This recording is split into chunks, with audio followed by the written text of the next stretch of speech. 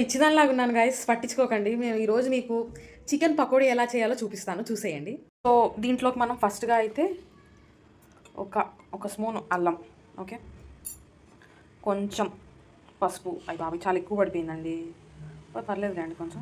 So ఇందులోకి ధనియాల పొడి మంచిగా వేసుకోవాలండి. ఎంత బాగా వేసుకుంటే టేస్ట్ అంత బాగుంటుంది. సో కారం పొడి మనం ఎంత కావాలంటే అంత తీసుకోవచ్చు. ఒక 2 స్పూన్లు వేసుకుంటున్నాను నేనైతే. ఉప్పు ఉప్పు మనం ఇలా చల్లేసుకోండి.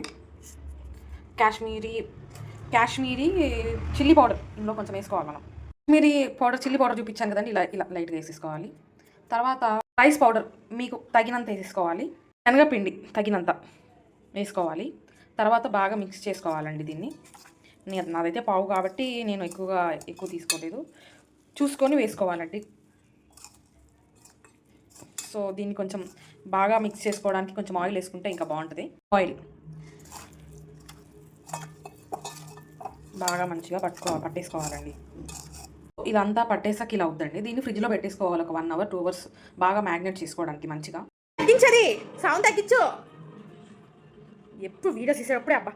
ఓకే, మ్యాగ్నేట్ చేసింది అయితే ఇప్పుడు ఫ్రిడ్జ్లోంచి తీసేసి చేసేసుకుందాం చికెన్ పకోడీ. చూపిస్తాను మీకు, చూసేయండి. ఇక్కడైతే టీ చేసేసుకుంటున్నాము. అదే సేమ్ టైం ఇక్కడ ఆయిల్ కూడా వేడి చేసేసుకుందాం. మంచిగా పట్టించుకోవాలి, ఇంకా పట్టకపోతే అప్పుడు ఏంటంటే చికెన్ లెగ్ పీస్ కూడా చాలా బాగుంటుంది అన్నమాట. పట్టని చోట కూడా పట్టించుకోవాలి మంచిగా. సో మంచిగా మ్యాగ్నెట్ అయిపోయింది చికెన్ అయితే. దీన్ని తీసుకొని ఆయిల్లో వేసేసుకోవాలి. వేడైందో లేదో చూసుకోవడానికి ఒకటి వేద్దాం. ఓకే, ఇంకొంచెం అవ్వాలనుకుంటున్నాను. ఇక్కడైతే మీరు చూసుకోవచ్చు. అమ్మవు ఈ మిస్టేక్ చేయకండి, ఎప్పుడు కూడా కొంచెం దూరంగా పెట్టండి చేతులు, లేదంటే చేయి కూడా కాలిపోద్ది. దాంతోపాటు మంచిగా డీప్ ఫ్రై చేసుకోవాలి. రెండో లెగ్ పీసు అయితే కారం కొంచెం తక్కువైందని మళ్ళీ వేసుకొని మళ్ళీ ఒకటి టేస్ట్ చేద్దామని చిన్న ముక్కేసాను. ఇందులో కలిపేసి బాగా ఇందులో టేస్ట్ చేద్దామని చిన్న ముక్కేసుకున్నాం. వేడిగా చికెన్ అయితే రెడీ అయిపోయింది. చికెన్ పకోడీ ప్లస్ టీ అనమాట. చూడండి, టీ, చికెన్ పకోడీ, సాస్. ఆ సాస్ కూడా ఏంటంటే రెడ్ చిల్లీ సాస్ అండి, చాలా బాగుంటుంది. మీరు కూడా ట్రై చేయండి. నేను టేస్ట్ చేయబోతున్నాను. ఇందులో కొంచెం కారం తక్కువైంది, బాగుంది. కానీ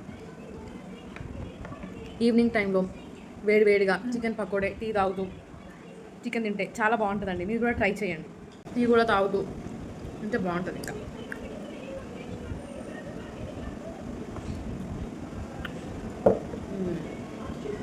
నచ్చితే కనుక లైక్ చేసి కామెంట్ చేసి షేర్ చేయండి గాయస్. మళ్ళీ మీ ముందుకు వచ్చేస్తాను ఇలా షార్ట్స్ తోటి. Bye until then.